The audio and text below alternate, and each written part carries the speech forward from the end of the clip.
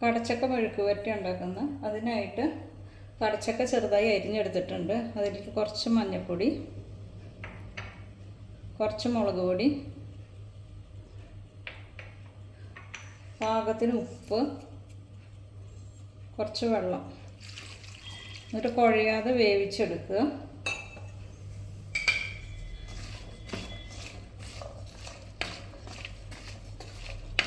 കടച്ചക്ക കുഴയാതെ വേവിച്ചെടുത്തിട്ടുണ്ട്. ഇനി നമുക്ക് ഒലത്തിയെടുക്കാം. പാൻ ചൂടാകുമ്പോൾ എണ്ണ ഒഴിച്ചു കൊടുക്കുക. കുറച്ച് കൂടുതൽ എണ്ണ ഒഴിച്ചു കൊടുക്കണം. എണ്ണ ചൂടായി കഴിയുമ്പോൾ ഉള്ളി അരിഞ്ഞത് ഇട്ട് കൊടുക്കാം. വെളുത്തുള്ളി അരിഞ്ഞത്, പച്ചമുളക്, കറിവേപ്പില എല്ലാം ഇളക്കി യോജിപ്പിക്കുക. ഒന്ന് മുരിഞ്ഞ് വരണം. അപ്പോൾ ഉള്ളിയും വെളുത്തുള്ളിയൊക്കെ മൂത്ത് വന്നിട്ടുണ്ട്. അതിലേക്ക് കുറച്ച് മല്ലിപ്പൊടി ഇട്ട് കൊടുക്കാം. കുറച്ച് ഇടാവും. കുറച്ച് കുരുമുളക് പൊടി ഇട്ട് കൊടുക്കാം. ഇതൊന്ന് ഇളക്കി മൂപ്പിക്കാം.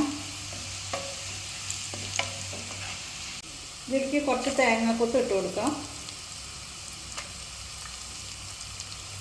ഒന്ന് ഇളക്കി കൊടുക്കുക.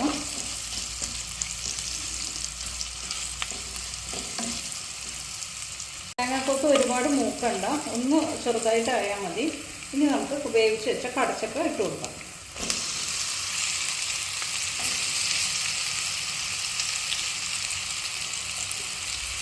നല്ലോണം ഇളക്കി യോജിപ്പിക്കാം.